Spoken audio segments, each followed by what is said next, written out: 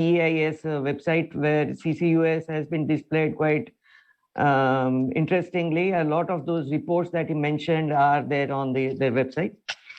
So now we move on to the technical session, and the first technical speech is by Mr. Henrik Flescher.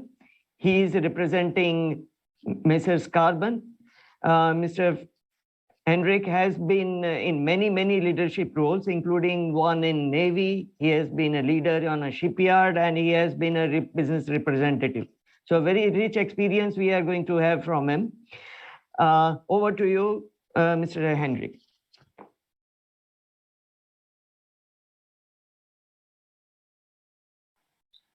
Thank you very much, and thank you to all ADB for facilitating this very important conference. I want to start with a word of optimism. We had a think tank looking into what is the impact of carbon capture on the grand scale, and it's very meaningful to learn that if we were to say that all new power stations from now on would start with carbon capture, the global CO2 emissions could be reduced after 15 years, 19, maybe even 20%.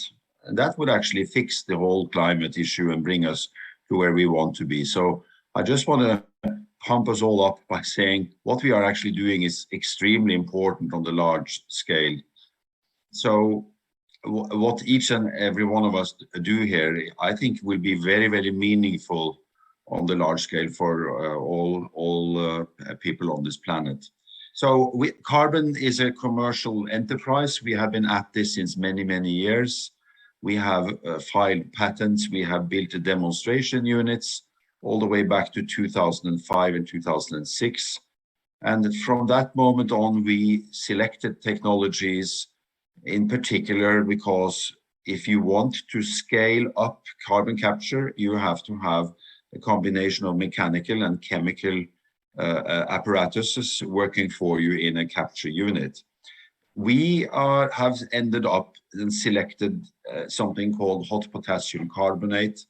We think it is scalable.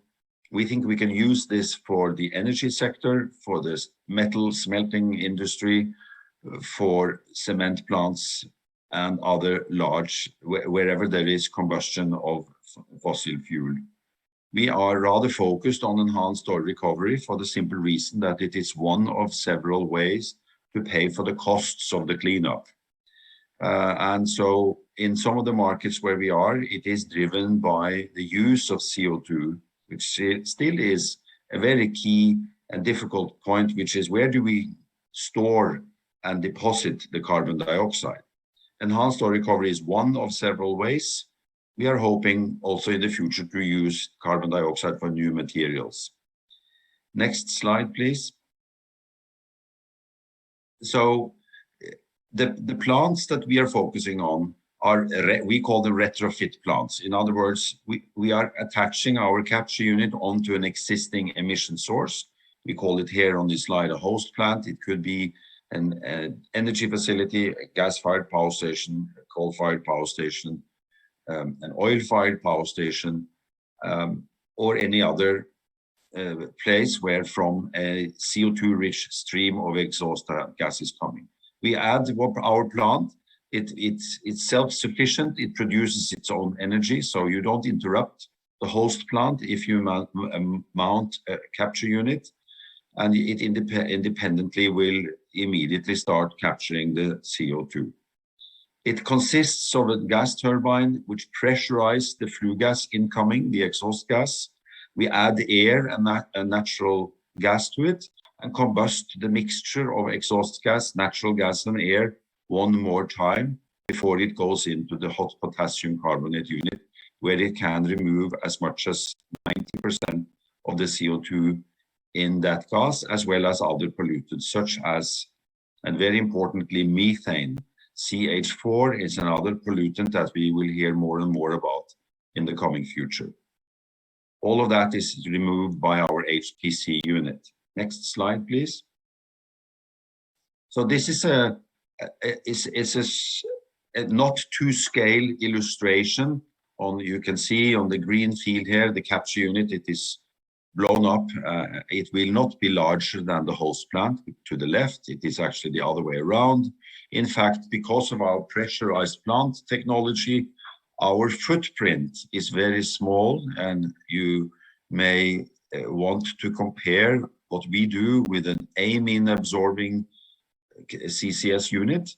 And I can tell you that a pressurized system like ours will need less footprint, in fact, about 1/4 of the footprint for the corresponding amine plant, which has no pressure in its process. Next slide, please. So I think, as you will appreciate, for a commercial enterprise, you need to try to carve out an area to operate in. We are focusing on 20 countries and jurisdictions. We have patent processes going in all of those countries in order to be able to focus and to protect our so-called intellectual property. We are filing patents because we need to do that as a commercial enterprise. And we are doing so around the world for the energy sector, for the marine side, which we will come to in a minute, showing you that actually another big area next to industry is actually the shipping industry. You may well know that 5% of all emissions are made from the sea, because at the sea, we have been using all the waste and very dirty fuels for a long, long time. The ships are sailing around the globe using up all the most dirty fuels we can think of. So we looked at that, and we have a solution which is also scalable for shipping. Next, please. I'm hoping we come, yeah. Every presentation has something unreadable. You just saw the list of patents. I'm not going to go into it. I just want to show you that in Stockholm, Sweden in 2007, and in Pennsylvania, America, we tested and demonstrated CO2 capture in excess of 99% all the way back in 2007, and in Sweden, and 2009 and 10 in America, showing that coal-fired exhaust gas can indeed be cleaned. We remove all NOx and SOx and CO2. In fact, we demonstrated 99% capture, for which we were very proud. Next slide, please. So the thing where we think is important for CCS to become global is, of course, that the cost levels have to be known. We have to chase low costs. I think the cost focus is something for the whole world to be interested in, because we can't afford, the world cannot afford another luxury version of carbon capture. We have to really look at costs. So we, being a private enterprise, privately funded, have always had huge focus on very robust equipment, which would produce low costs. So we capture CO2 at less than $30 per ton. We think there is potential to go further down. And it is all about the amount of energy required per ton or per kilo CO2. It is also important for the environment not to introduce new pollutants by CCS. So we are proud to tell you that potassium is an inert, completely benign substance which does not create any environmental problems. We think that's extremely important because population will demand that this new measure of CCS cannot lead to more pollutions and chemistry which is unwanted. We think that that has been sorted by this choice of technology. Next slide, please. I'm hoping to show you the ship. Here is the ship. As I told you, our footprint of a pressurized system is very small, and this is quite well illustrated on the top illustration ship, where you see all the red components behind the wheelhouse on the vessel. We can install a carbon capture system on board this ship if it is LNG fired, and we remove more than 90% of the CO2 from a ship. You can see all the red parts in the aft that indicates the size in real scaled proportions. And then on the foredeck, you can see there that there are storage tanks. And in the future, we believe ships will carry this equipment so that we can remove pollutions from all these 100,000 ships out there which emit a substantial amount of carbon dioxide. Next slide, please. So we are global. I am speaking to you from Oslo, Norway. My colleague Andres is in London. We have an office in Korea, and we are very, very active in the Americas, where we have some rather large partners advising us on how to set it up, how to build large capture units. And I can tell you that the smallest unit we are in detail engineering for the United States will, if everything goes well, capture more than 20,000 tons CO2 per day.